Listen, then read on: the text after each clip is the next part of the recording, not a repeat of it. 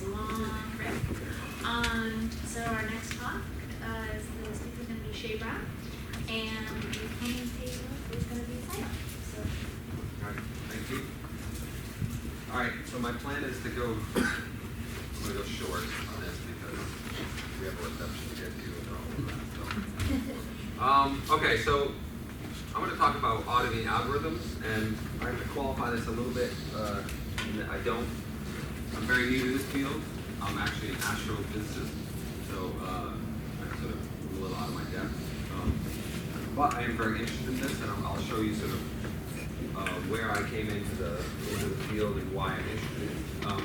But these are my co-authors here, Yona Davidovich and Ali Hassan. They are philosophers. So anything good about what I'm going to show you is you can attribute to them, and all the bad stuff is mine. So it's turning the table. There's supposed to be an S there. Scoring algorithms that score us. So in essence, that's what we've been hearing about, sort of interrogating algorithms, and we heard a good example actually just a couple talks ago. And this is, you won't be able to see this. This is sort of 2018 in review from AI Now, and you don't need to hear about the motivation for why we need to interrogate some algorithms. But this is useful in the sense that you can get a sense of where I came into this. Where am I? Right here. Okay, right around here is where I sort of started becoming interested in this. And I do machine learning and AI in astrophysics. And so I thought, why not do this also as a side job? So I said, let's start a company and let's build robots for NASA and that kind of thing. And then it turned into slowly, all of this stuff started happening, and I became interested in the ethics of it. And my wife is also an ethicist, and so we have lots of conversations. And so I started talking to clients about this, and potential clients about ethics, and it turned out that there was actually interest in this. And so all of this in 2018 has sort of led to the possibility of regulation and standards. So this is the European Draft Ethics Guidelines for Trustworthy AI. This just came out recently.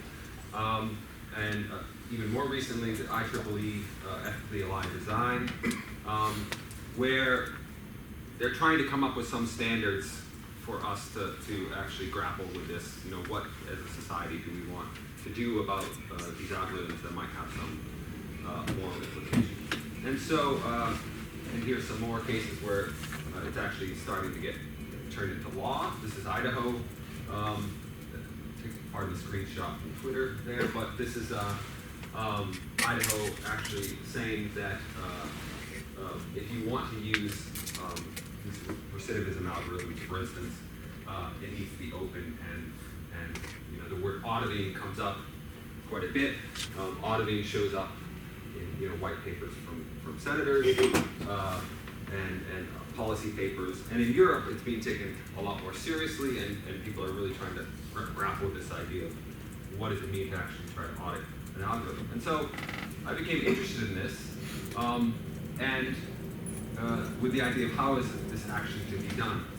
And so, being somebody who's not in the field, I of course blindly rushed into it and thought I could just solve this problem, you know. And I think AI in general probably has a lot of physicists and astrophysicists who come in and think they can solve everything. So I come to you very humble, and I'll show you the journey that humbled me a little bit.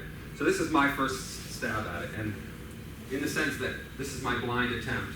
I'm just going to make a list of things that I think are important, totally blindly ignoring what anybody else is saying. I think, oh, fairness is great. You know, fairness would be good. And if I say the word fairness to people, you know, they really like that. And transparency is clearly a good thing. And we want our algorithms to be transparent. We want them to be effective. And then I realized accountability was also an issue. And it's a very important issue. And I didn't put it on here because my original attempt was that, you know, I want to somehow do an audit of an algorithm which has yet to be deployed. So I had this fantasy scenario where, let's say some government agent came to me and said, Shea, please, take these 3 algorithms that I could use in this situation, figure out which one is the best one, right, through whatever the magic you have, and then they would deploy it, and then this idea of accountability would then be on their shoulders, like how do you actually, and maybe if I'm really clever, I could give them some guidelines, like, oh, be careful, this algorithm is bad in this way, and you might not want everybody having access to this data or whatever. So this is still, I'm in the fantasy world of this black now. I started realizing very quickly that I didn't know what I was doing, and so being an academic, and I am an academic, I do care about. I started searching the literature, okay, and this is where the pain of the journey starts coming into play, and I could see, and so there are a lot of people in this room who clearly have done a lot of work, and so since that time on that timeline, I've been basically reading a lot of papers. So you're all very famous to me. So because I've been really immersed in this, and I realized that I really wanted to try to come up with a way of actually doing it, because I was presented with opportunities actually where people were interested in, well, I have this algorithm, you're interested in ethics, could you tell me about it? All right, so I quickly had to figure out some framework. And there were lots of really high-level things which were excellent, and that pointed out lots and lots of issues which we had to consider and that were very important. And then there was a lot of very narrow, ideas of fairness and metrics, and there was a sort of a proliferation, and computer scientists are prolific, so there's a lot of stuff. And then there was attempts to sort of take fairness and then go a little bit beyond that and start thinking about how does it interact with the wider world. I mean, people in the middle care about that as well, right? But this is attempting to kind of operationalize that. And then there was the law papers, and that clearly people care about the law. So there was a lot to handle. And then there are toolkits. You can go out and you can get. This is from Fairness 360. This is one of the toolkits that was mentioned in your talk. And one of the many, and this just illustrates a few of the fairness metrics you could think about. And then there's also interventions that you can make, and this again is just a small subset of those interventions, and there's different ways of playing with the data, and all of which I could understand if I read through it, but it was clearly getting out of control. So then, I'm realizing that people have been thinking about this for a long time. In fact, there's this whole field called fairness, accountability, and transparency in machine learning, and so I should probably go there. And there was lots of good information, resources lists, and lots of checklists. And in fact, since I started doing this, the number of checklists have proliferated. So there's lots of things that we need to care about, and it's really extensions of kind of the thing that I was trying to do, but better, where there's lots of sub-issues that you have to go through. And so I spent a lot of time doing this. This I'm very excited about. I think you were involved in the conference. You were not. Okay. Somebody was involved in this. And so on and out, this is exactly what I wanted. And so there's a white paper which will come out from this conference, and I think it was maybe even an NSF grant or something. So I'm waiting for this, and perhaps this is solved already, and so what I'm doing is irrelevant. And then there were people who were actually trying to do this in more of the sense that I was encountering the possibility. Kathy O'Neill has talked about auditing algorithms, and there's even hints of sort of how she might do it, where there was some stakeholder analysis, and this wasn't published, but I could sort of see where she was going with this, and this is borrowing ideas from bioethics, which was a smart thing to do because this is not a new idea. And then there are nonprofits were coming up with all sorts of new checklists, but not just checklists, but things that related to ways in which algorithms could harm people. And that's kind of what I wanted to get at, because I wanted not just to say how unfair something was or how not transparent or transparent the system was, but what effect did that have on people. And so, but now there was too much. Now there was so much for me to, and this is like maybe month 5 or 6 into this. And so I figured I'm just going to go on my own. So now I've synthesized some of this, like a skimming of the literature. So I'm going to now try it on my own, see if I can somehow come up with a framework that I could apply that would guide my thinking in doing this. So that's what I'm doing now. So an algorithm audit, what do I want? So this, I just made a list. There's a star there for what do I want, because this is clearly not what everybody might want. And the whole point of this talk now is to get feedback from the people who actually know what they're doing. So what I want is I wanted a clear goal. What do I actually, what am I trying to get out of this audit? And it's probably going to depend a lot on who's doing it or for whom I would be doing it. So if it's a business, they might have different interests than if it's a local, like a police that want to have a facial recognition system and they're unsure about what implications or what effects that might have. So, but in any case, there has to be a clear goal. We have to have some clear goal. And I'm going to attempt to sort of make a really broad one in a minute. And then, this is contentious with my philosopher colleagues. I feel like we need some way of comparing algorithms. I feel like in principle it's possible, and maybe in practice it's really, really difficult. But ideally, I'd like to say that if I have two very similar algorithms, let's say two facial recognition systems or two natural language processing systems that might do something in a pipeline, I would like to be able to say that one is better than the other, or one passes some test. So there's at least a ranking, and whether that ranking translates to some sort of score or something like that, that may be the hard part, but I think in theory there's some way of coming up with that. So I'd like to have some way of comparing algorithms, so some metric or some scale. I want a clear framework, and the reason why I even started doing this is because I realized there are so many good examples of audits in the literature. I mean, what we just saw today, that was an algorithm audit. You had an algorithm that you were interrogating in some way, and you were trying to figure out, was it fair, who was it affecting, how, right? And the audits of the facial recognition systems and how those go wrong, those are algorithm audits. But what I want is some systematic way that doesn't feel ad hoc, and it may end up being ad hoc, but I want something that doesn't feel ad hoc, that I can apply this framework, and it might be reproducible. So if I do it with a team, and somebody else does it with a team, and we're both competent teams that have been trained maybe in some way, we might converge on a similar answer. Modular, so what I mean by that is it's not rigid, that it can adapt to the circumstances. It's a very general framework where if we start having other issues that we might care about, or new technologies that surface that make us, we have to confront new possible harms, let's say, it can adapt to that, and it's modular enough that you're not going to just have to throw it out. And finally, maybe not finally, but finally on this list, I'd like to somehow take into account the fact that there are multiple stakeholders involved. It's not just the people who the algorithm is being used on, so to speak. It's the people who are using the algorithm at different levels. They have interests that we may want to worry about. Society at large,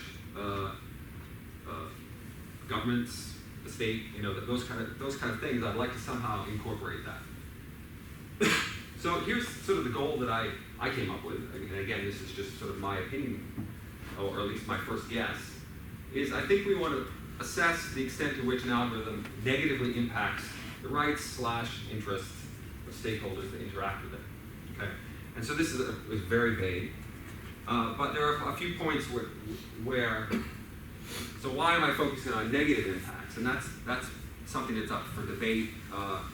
In some sense, I feel like they're easier to identify in some way when there's a negative impact due to an algorithm. Positive impacts, I feel like, are a little bit more difficult. Again, that might just be my preference. And I also think that negative impacts, there's at least an avenue for those being regulated in some way. So we're used to that. We're used to regulating negative impacts on people. So that might be something that makes this a little more robust, or at least more manageable. And then the rights/interests of stakeholders. Basically what that means is I'm not committed necessarily to what moral theory you might have, or whether you want to look at this in terms of of human rights, maybe, or just plain sort of ordinary interests. And I don't know the answer, so since I don't know the answer, I'm just going to say people have interests, institutions might have interests, and I'll get to that in a second. So we want to consider these interests in some way. So that's the very broad goal, and I'm probably dodging a lot of things. Okay, so I have a goal, and now I want to think about what kind of building blocks do I have. All right, there's so many different things, and if you looked at my original little cartoon drawing, I had fairness, fairness was there because it sounds great, and it's also what everybody says, and that's the name of most of the workshops. That's sort of different in the sense that it has a lot of normative kind of weight to it, what fairness really is, and it's slightly different than transparency. And what I wanted to try to do was separate things as much as I possibly could, where I could consider pieces independently, hopefully, and then I could somehow relate those pieces in a way that made sense. So what I try to do is, on the left I have metrics, and I don't know what to call it, but metrics.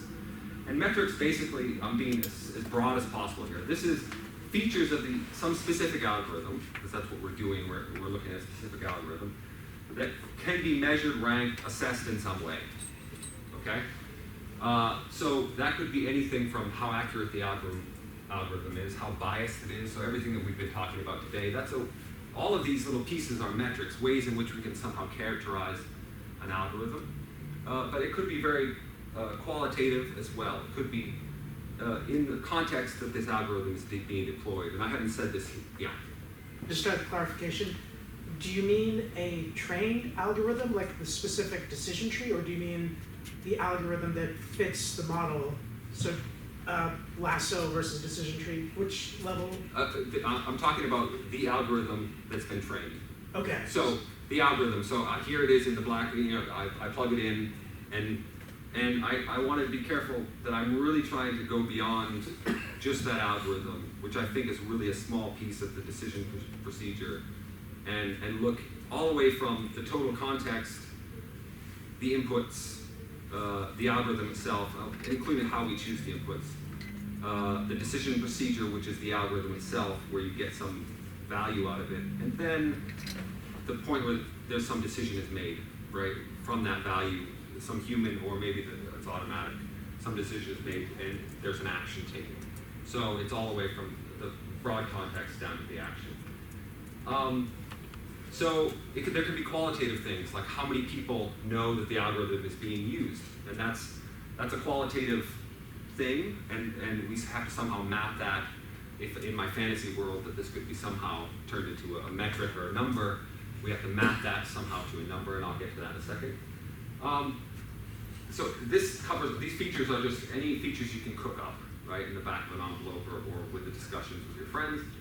I'd like it to be independent as possible from stakeholder interests. And I know this is a real worry, and we're probably not going to be fully independent, but as much as possible, I'd like to be able to measure things about an algorithm that aren't affected by how I'm already projecting how it might be affecting people. I'd like to just say this is some objective, as much as I can, measure of an algorithm that I could compare two different similar algorithms. I could get the same measure, independent of how it might affect the stakeholders, and that may or may not be possible.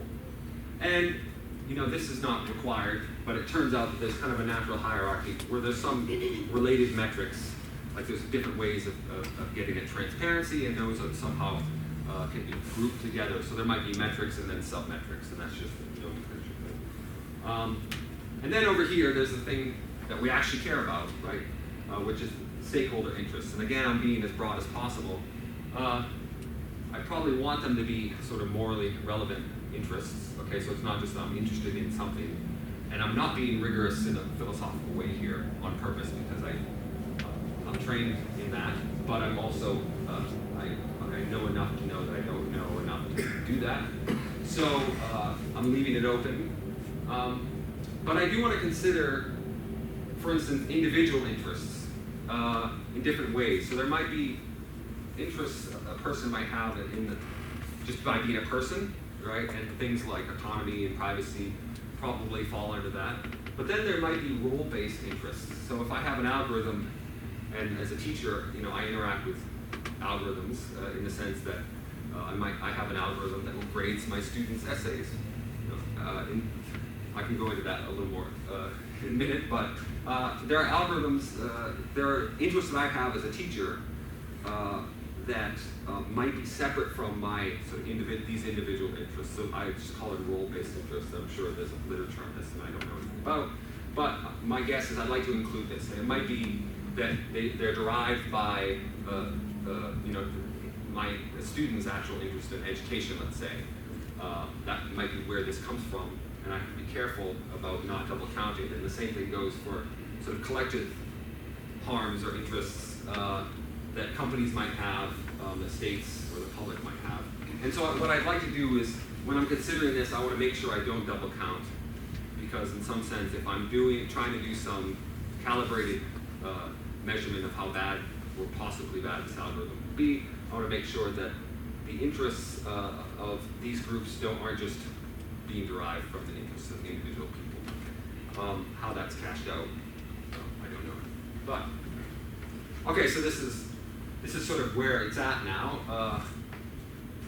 The basic building blocks are that there's a context, which is very, very important, and we have tried to implement this, and we're going through case studies, and it turns out that it's very, very important to really consider the context in every single case. So what I'm presenting here is going to look very much like an algorithm, and it is, but it's an algorithm that's powered by a lot of careful thinking, and each little number that goes into this is not something that's just plucked out of the air. So it can't be done automatically. It has to really be thought about carefully. So we have these metrics, and we have these stakeholder interests, and the submetrics, and how to connect them, and that's what I then had to figure out, because I could come up with a way. So here's some cashing out of different metrics and submetrics that we cooked up. Okay, and this is clearly not what I want you to focus on, but this is just illustrating possible ways to do it. So a category might be bias. So the thing that I called fairness before, I felt like that had a lot of too much normative weight for me to be if I want to make this separation. But bias is something I can kind of measure fairly objectively. I can see if different groups are treated differently. I can talk about societal bias, which is somehow being cooked into the training data. I can separate that from just plain old statistical bias, where there might be just some calibration offset, or it could be something to do with an imbalance in sets. And you can come up with any category you want to fill this. Then there's things like transparency of architecture, for instance. Maybe how do we know it's a neural network, or maybe it's a decision tree, maybe it's just an equation, like some sort of equation. And do we know what the weights are? Is it open source? And there's various levels. Interpretability, how black boxy is it?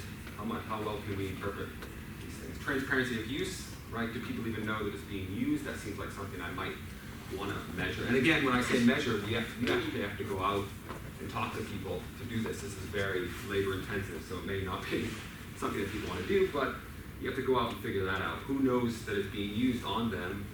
Maybe there are employees that are using tools that they don't even realize are algorithms, for instance. And then the transparency of data use and collection, like do we know what's happening with the data once it's being collected, and there's different levels of transparency. The fact that I have numbers here, just ignore that. This is me playing around. And then effectiveness is another thing, and you can think about how congruent is it with the purpose that was stated. So in the context you have some purpose, I want to use this algorithm. Let's give an example. Let's say I want to grade someone from education. I want to grade an essay. So the essay was meant to, in the instructions of the essay, we want you to come up with some good argument, and we want you to use good reasoning to argue for some point. And then it turns out in the algorithm, there's lots of things that might assess, let's say, how good you are at English grammar, and that actually goes into it. And that's stepping away from the purpose, right? And there's also lots of trouble that you can get in there. What if non-native English speakers? What if you have there's known biases if you have different socioeconomic backgrounds? You didn't say that's what you were doing. So that's sort of where I'm getting at there. There's accuracy, stability, repeatability, all the things that you could cook up, okay, in a few minutes. So these are the features of the algorithm. So my thinking is, let's find some way of actually coming up with some sort of score, which I just call the raw score. Some way of doing this. Some of these are really qualitative, so that's really hard, but everybody with teaching assistants know that you give them a rubric, right? If you want to get some standardized score for something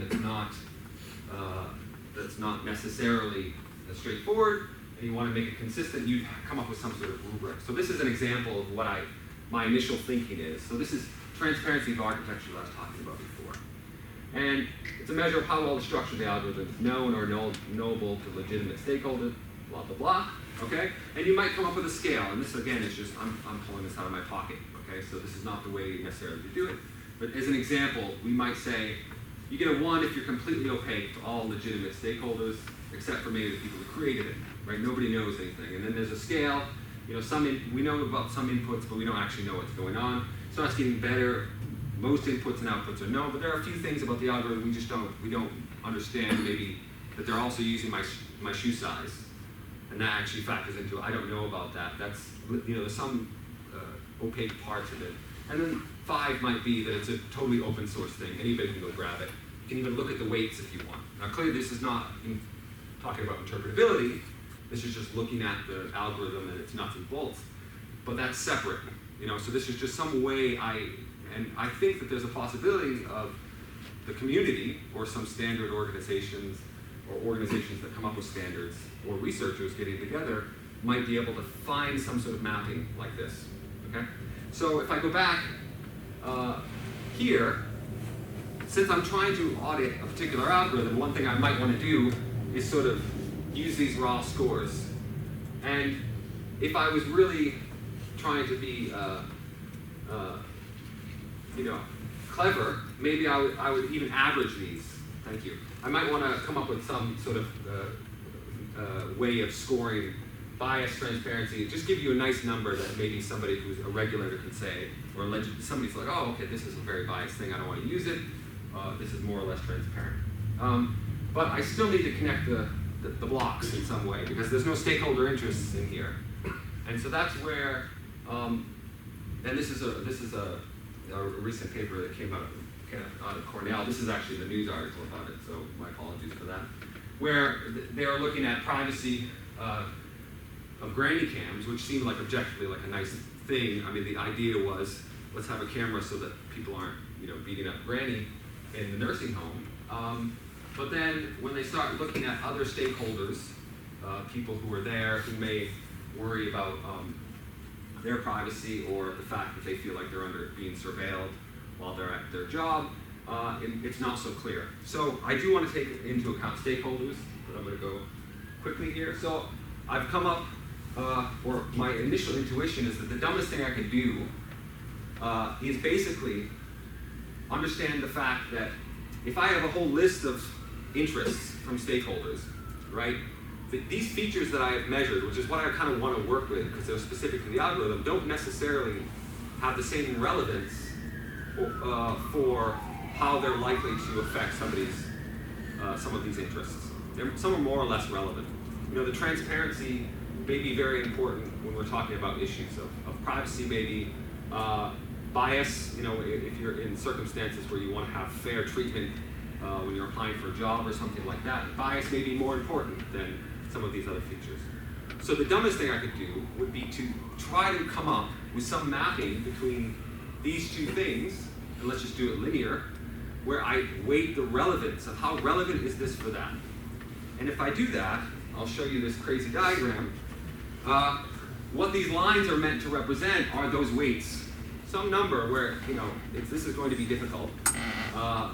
Some number that says how important is statistical bias in the context of how this algorithm is being used for privacy. In this context, is it really important that there is or is not heavy statistical bias in some way? Okay, and it can mean a lot of different things. That's what this is attempting to do. And what happens is that we'll form weights then, which say how important, when I'm considering this algorithm, is this particular metric and how well it did for coming up. And you could use this to actually come up with these scores if you want to be really clever, or you can be very granular about it. some way of figuring out how important, so that there might be algorithms that do very badly in certain areas, but it turns out in the context in which they're being used, it's not that important. And that's what I'm trying to capture. And whether that's possible or not, I want people's advice on. But this seems to me the dumbest thing I could possibly do, in theory. In practice, I don't know. But in theory, it seems like the dumbest thing is to take these two parts, which I feel like are kind of fundamental, and connect them in some way to try to get some assessment as to how an algorithm is doing. And from there, then we can have a conversation about whether one algorithm versus another algorithm does better or worse using this framework. And this is not a crazy idea. Other people have drawn lines between things. So, this is Rasso et al. 2018, which I like. These are human rights. This is slightly different. This is more like the context being mapped, and the color is saying whether it could be positive or a negative effect for these particular interests. But in theory, I think that this kind of thinking might actually get us to a place where maybe it's not so ad hoc the way we approach how these algorithms might affect stakeholder interests. Maybe there's some systematic way where one group and another group can evaluate an algorithm and actually come up with a similar answer. Because my feeling is that that's not necessarily the outcome unless we have some common language at least to talk about how we might do this audit. And yeah, then I'm going to leave this stuff because I think I'm out of time. There's lots of practical implications. Is it possible to come up with a consistent scoring system? We're trying that now, but we're working in isolation. I think I'd be interested in having more experts actually look at this. Can we come up with consistent numbers? Maybe it just turns out that we care about a binary thing. Maybe it's good or bad. Maybe we have to come up with some consensus on standards. That rubric I just made up, right? I shouldn't be making up this rubric. So can we come up with some sort of consensus? And then there's other theoretical things. Do we need to choose a moral theory? Maybe this will all come out in the wash and there'll be regulations and we could just rely on the law.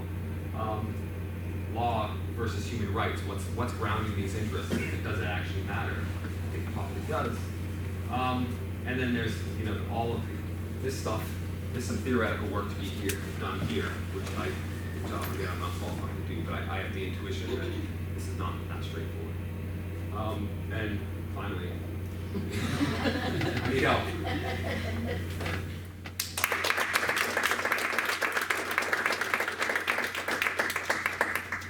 So thanks for the talk. So I really like the idea of building an audit, and it's really important to open source or reuse a particular algorithm on people before audit. It's important to audit the algorithm before using it. So I have a few questions like how could you, like the auditing algorithm, it scores people or ranks people. Those two different types of algorithms need to be audited in different ways. So do you have any thoughts on how the auditing will change? I do. I think it's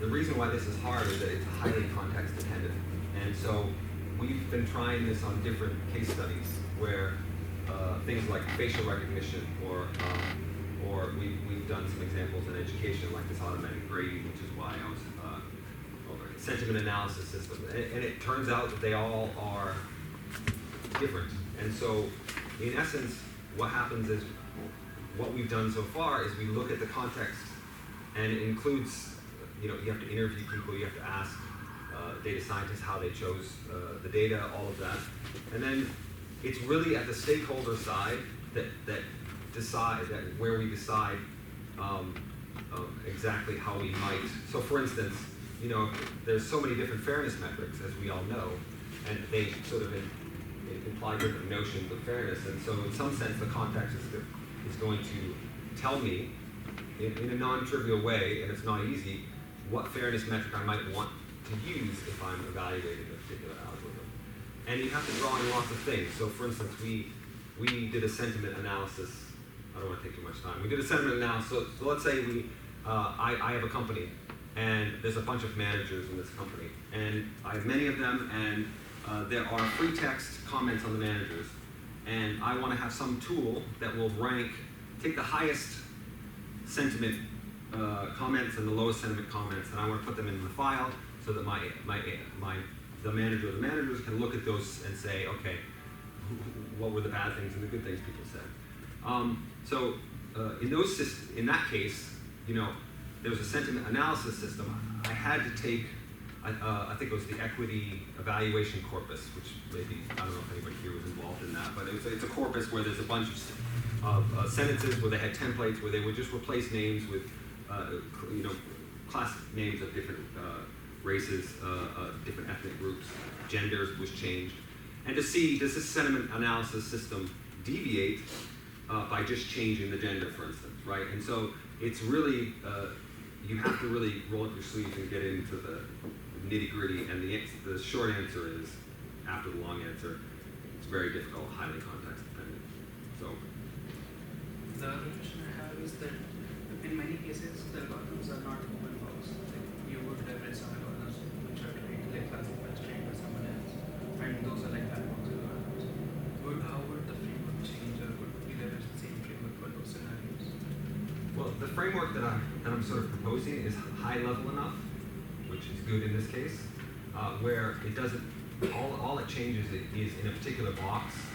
So for transparency, clearly, if it's a black box, there's lots of those transparency metrics which are going to be very low. But I can still, for instance, test bias through some black box sort of procedure. Again, I have to take some best practice inputs, some way, whatever the field is currently using to sort of evaluate these things, and do the analysis in a black box way where I for instance, the sentiment analysis thing wasn't done as a black box. I didn't really care. It was a neural network, in fact, and I didn't know anything about what was inside of it. And so I had to just feed this in and say, if I change these parameters. So it's the standard black box kind of thing. But in theory, nothing changes about this framework in that case.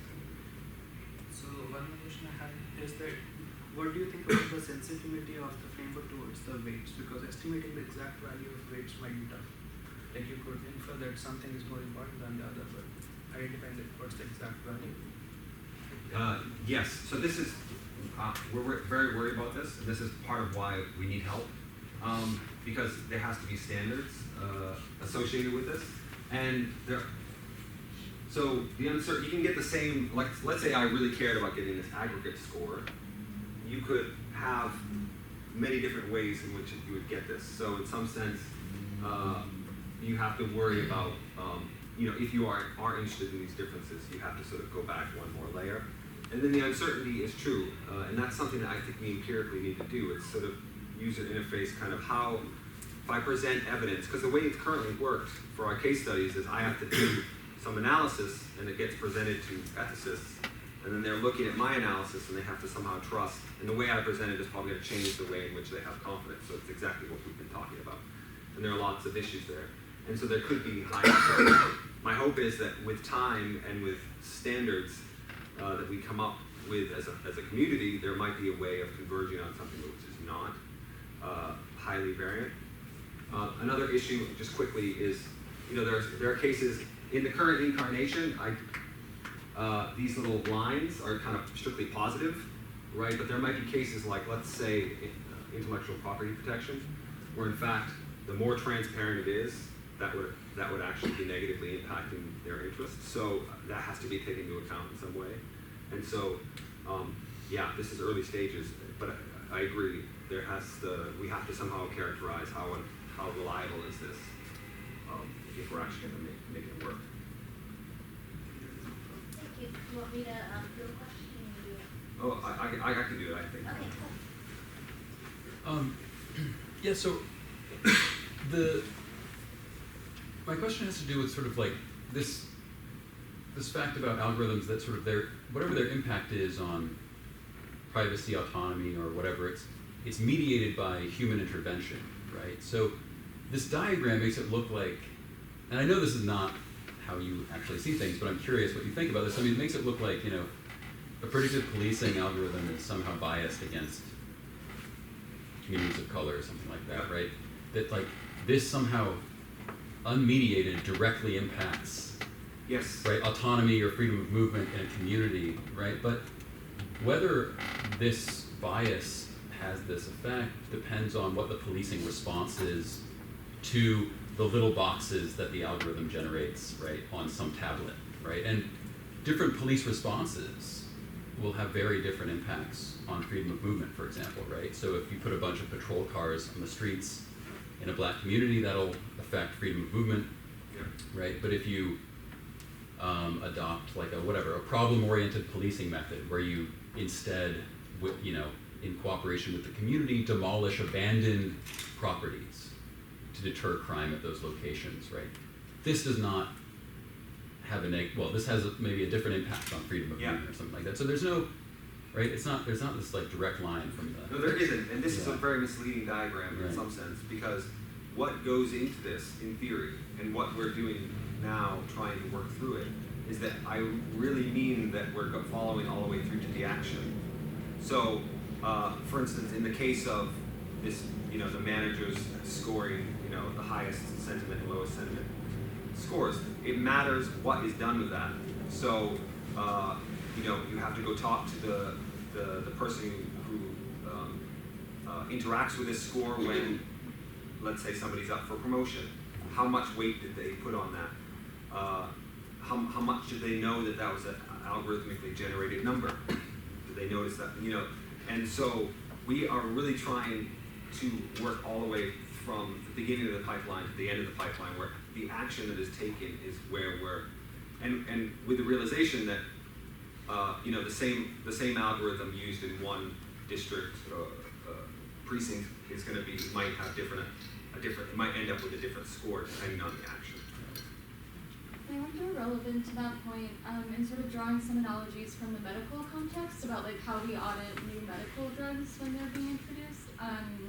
It seems like there's two phases of auditing. So first, it's like before we release a new drug, we have like this multi-stage clinical trial process where we like randomize its introduction and then test outcomes in a limited way, and then like gradually expand the population on which we test the drug.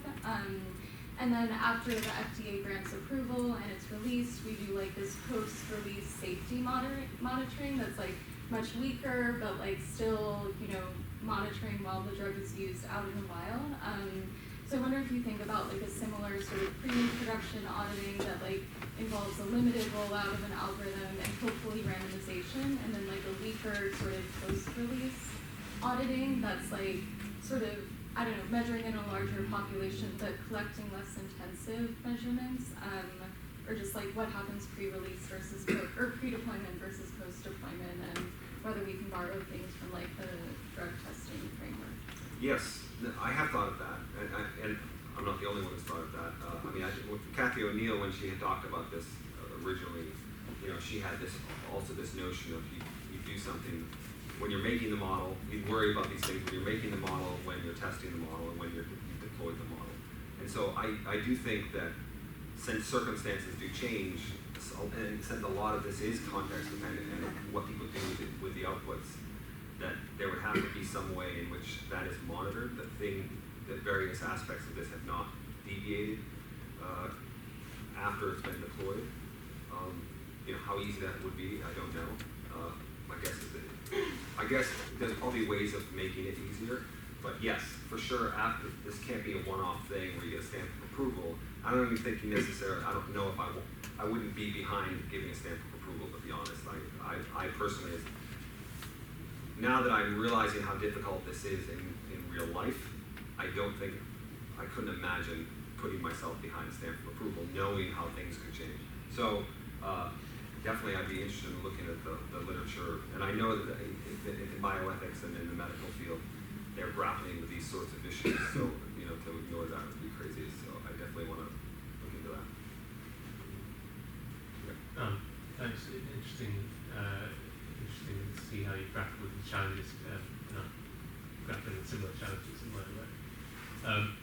One thing I'm wondering is, if you have a kind of risk control kind of approach to things, you identify risks. I think this is kind of just what you're doing.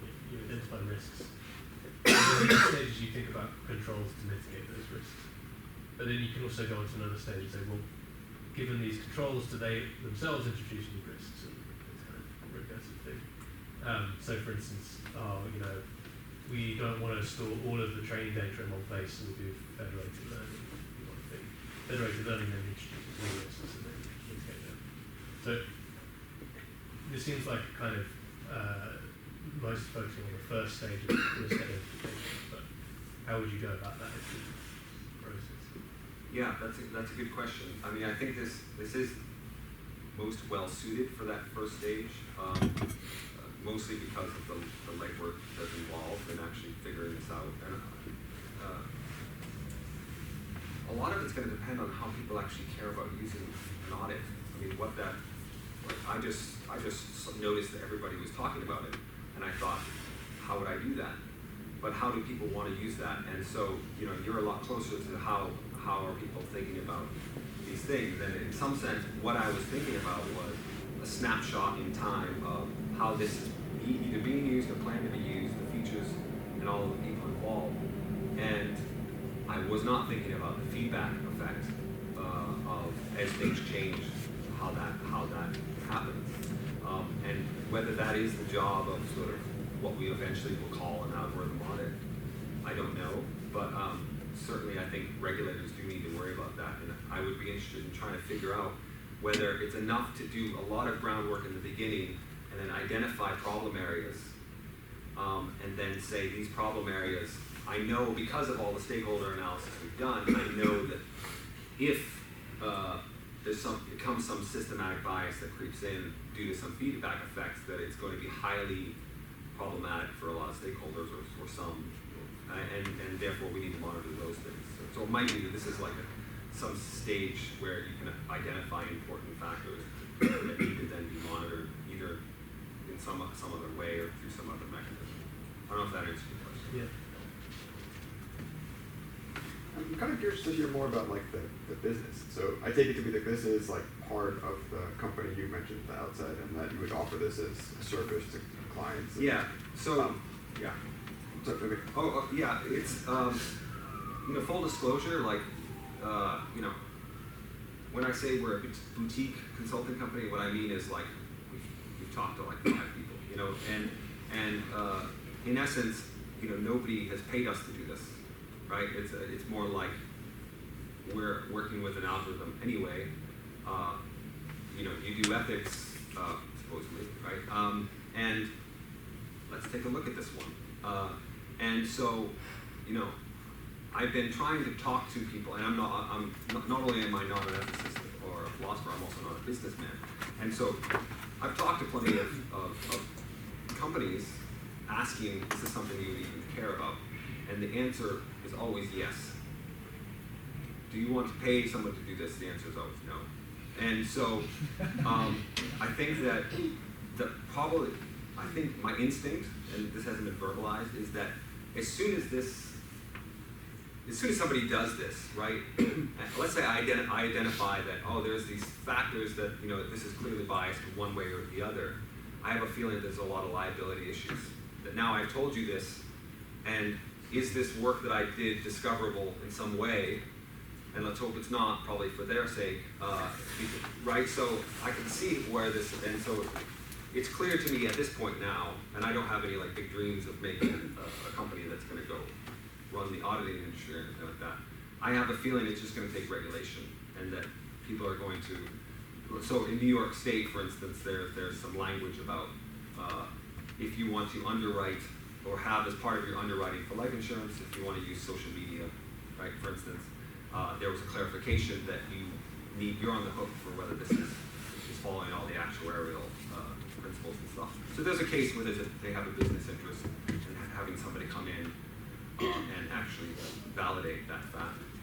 I don't want to do that because I don't want to be on the hook for saying that this is or is not biased, because it's so hard and it is so many moving parts. I'm interested in this now mostly as an intellectual exercise that hopefully will transition into the public domain as something that we all get behind as an avenue for interrogating these things. I don't know if that answers. Yeah. So, for reasons standard approach to decision analysis if somebody's got a policy choice that they need to make is you just start out and you talk to the stakeholders and say, you know, what do you care about? Okay, why do you care about that? And you get some answers, and then, okay, why do you care about those things? And then eventually you get down to, you know, sort of that rubric level of, you know, how do I score this particular sub-objective, and then you do a weighting, and you get an answer. But you're trying to come up with metrics that you can sort of divorce from the stakeholder interests. And I'm sort of wondering, and I'm assuming that's sort of some sort of standardization, efficiency kind of ideas behind that. And if that's right, I'm wondering, since you still have to hook it back up to the stakeholder interest to tell them which algorithm they want, I'm just sort of wondering why should we have faith that this standardization is going to work. Is going to have that efficiency effect in terms of being slotted into a whole bunch of different, you know.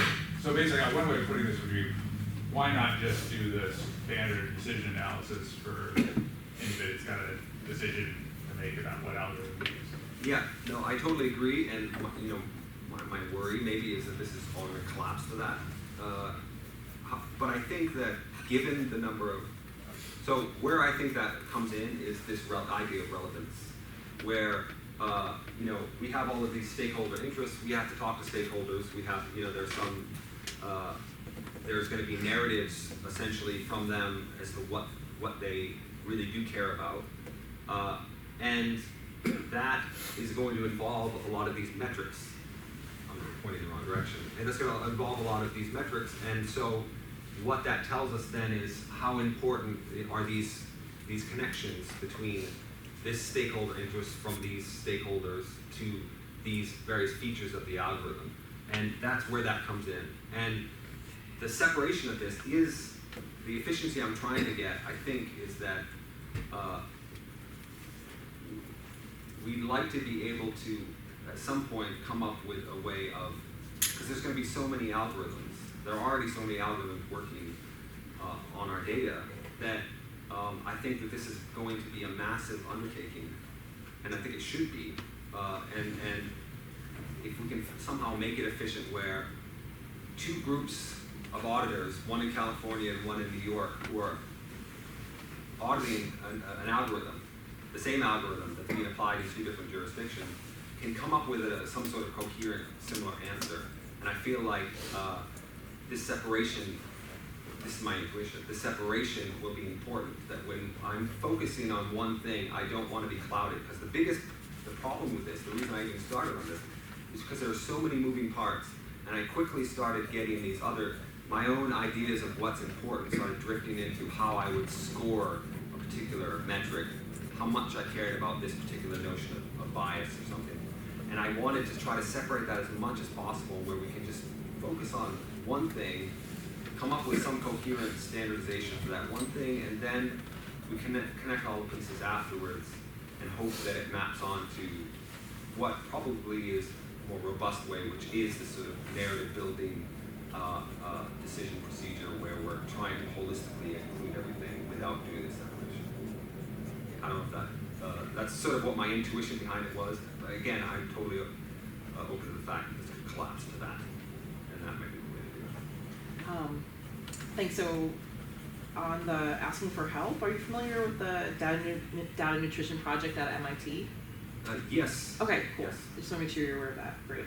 And then my question is, like, for this slide, let's talk about why it's dumb, right? So you said, like, this is the dumbest thing you could do. Yes. And so you mocked it up. And I'm like really curious, like, is this like what you landed on mocking up because you don't know something else to do? Yeah. Like I kind of want to just like suss this out like a little bit about like why you think it's dumb. Well, I don't. When I say dumb, I mean it because I'm a scientist, and typically when we say we do the dumb thing, what we mean is that we are just doing a linear thing. Okay. Where I'm taking the dumbest thing I could do in science is just say there's a linear relationship between this side and that side. Okay. And I had to connect these two in some way, and there's any number of ways, and it's artificial that I separated them, maybe, right, because these are all interacting. But the dumbest is, given that I did separate them for the reasons I said, the dumbest thing I could do in order to incorporate stakeholder interests on this side, which is where all the algorithm specific things are happening, this mapping was the simplest thing I could possibly think of. Even though it doesn't look, I know this, I showed this to my wife and she said that, okay, people are gonna love that. You I know? mean, like it's like very busy, right? Yeah. And so they're interconnected, but you like separated it out, and I think that's like also reflective of what's happening right now. So like right now, like we do have what's going on like within like the algorithms and the models, and then stakeholder interests are separate, right? So I think there's definitely some strength in looking at this and like separating the ideas and then seeing seeing how they interact. I'm curious about like for the stakeholder interests, for like the individual interests that you have up there. Are those like placeholders or These are like, placeholders, okay. because I don't know anything about anything. So what I did is I went to the list of human rights from the the UN Declaration, and I just put a few of them here. And I also realized that part of the people I'd be talking to would care about this, right? And how what this is grounded in is probably very different than what this is grounded in. And so there's a bastardization of sort of how these are grounded, and I understand that. So knowing that, Yeah. it's a placeholder, yeah. Yeah. No, I think it makes sense, right? Like, to go back to like how I actually wanted to start, like, I really appreciate your presentation and like your honesty and like a sense like a vulnerability of being like, this is where I started, and like sharing like your journey and your process. I think that's like really, really valuable, and it was also very engaging. So yeah, and so like, and you're saying that like you use the Universal Declaration of Human Rights, like I think that like warrants like a footnote as like a place to start. Maybe that's not the place that like we end up or we like moving forward on. But I think for somebody who says they don't know anything, like going to like what we right now have as the world authority is a valuable place to start. But where would you like to like move like this model to? So it's not so much the model, Yeah. like I don't have a place I want it to move to. What I'd like in my fantasy world is Yeah. that people would be interested in this as a possibility, people being ideally researchers who know what these issues, and try to do what we are trying to do right now in isolation, which is let's actually try it. I have an algorithm, you give me the algorithm, let's pretend a context, let's actually have a context, whatever. Take it for real and say, all right, I'm on the line, how do I score this? How do I rank this in whatever way? And actually go through and do experiments where I have different teams and maybe it's presented in a different way. There are lots of moving parts. And see whether we could converge on something that actually makes sense. Because right now this doesn't look like it's something anybody wants done. I get that. But I feel like it would be nice if we could somehow get to a place where we have some standard way of doing it.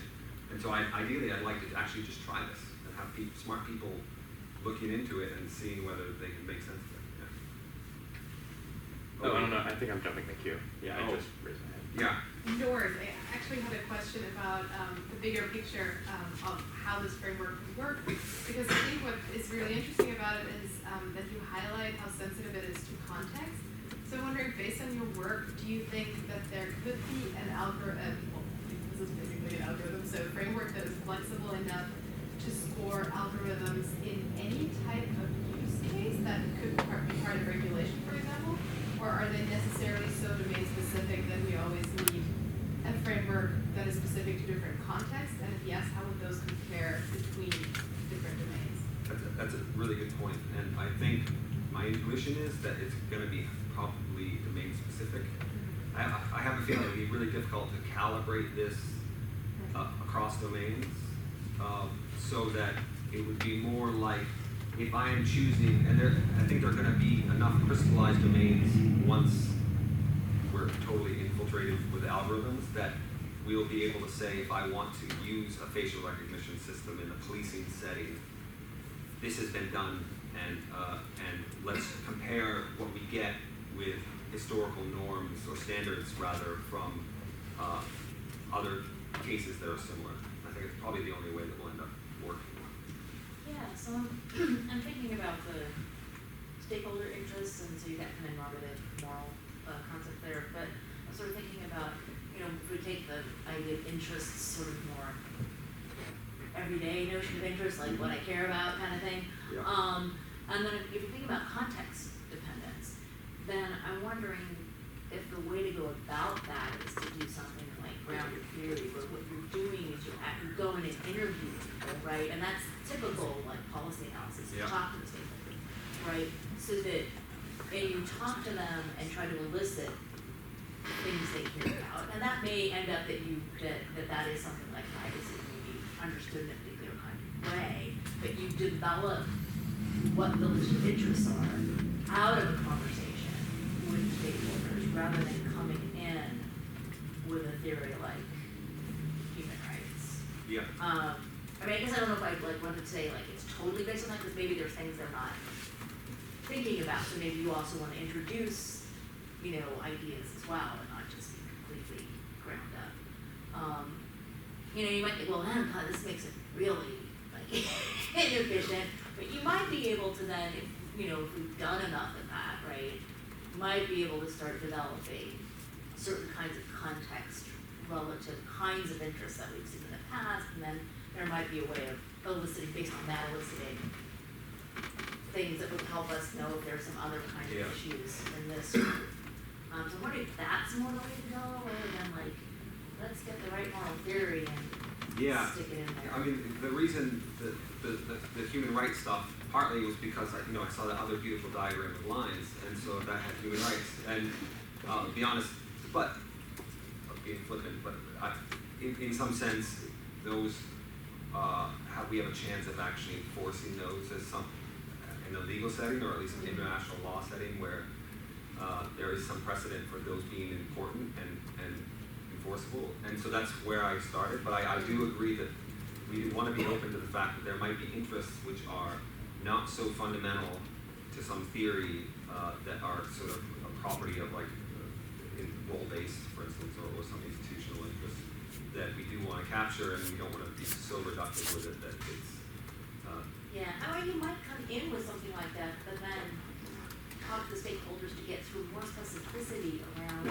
what that means in this context, because human rights are very general, and it might be really unclear what it would be like for that to be fulfilled in this context for these people. And also, you do want to, we've been kind of talking about wanting to get more people, like how people are having, what the experience is, and how people think about these things, where we're actually bringing in the people that are going to be affected by these, and not just thinking them as people to be acted upon, but as people who actually have knowledge and a voice that we can, that it's important to look at the beginning. Yeah, no, I totally agree. And the way I've envisioned this, and even the way I try to sell this in terms of the process, is that it's very, you do want to interview and talk to people. And that's not just the data scientists, which clearly you need to, but the stakeholders as well. And that's, I do think that that's sort of experiential.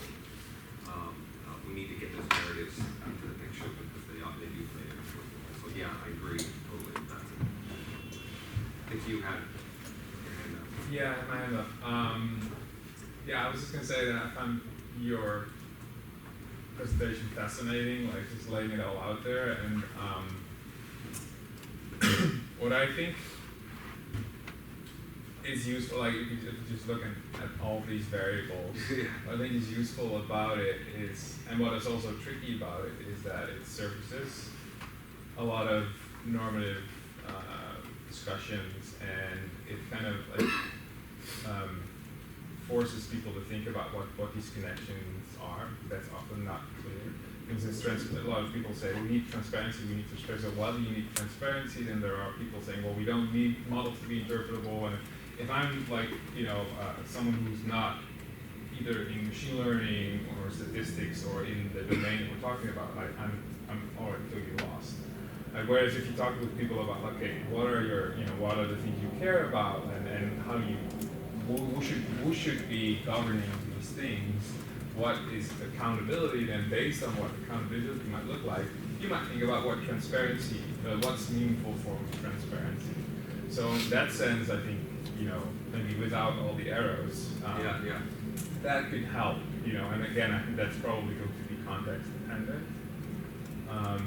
In terms of standards, I'm very skeptical. I'll talk a little bit more about it tomorrow, but I think that putting things into standards, will be something that a lot of companies and a lot of institutions, public institutions as well, will try to do for efficiency reasons. And there might be useful ways to standardize, but in the end, I think it will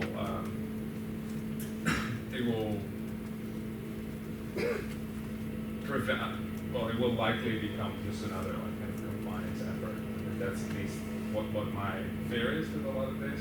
And what you see, I've been a consultant for a couple of years, and so we built these key performance indicator dashboards, and there's different stakeholders in the company, and they come together. And it's always a super tricky thing to put this up, especially if you've already drawn the line. So that's why it's good to not draw the lines. I should have kept the slide up.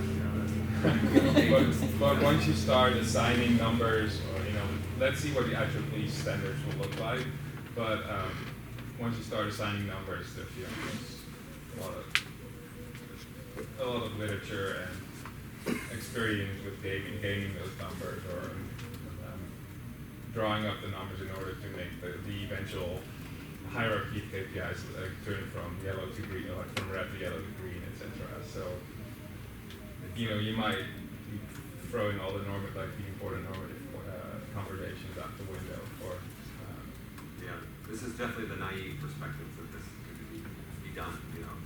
That's where I want to start. I'm involved with the IEEE, the bias working group, and I'm hoping that some of these ideas might trickle into that. I don't know if you're involved. I'm via telephone most of the time, but the hope is that some of these ideas might make it into some of this. Well, I think we probably better stop for today.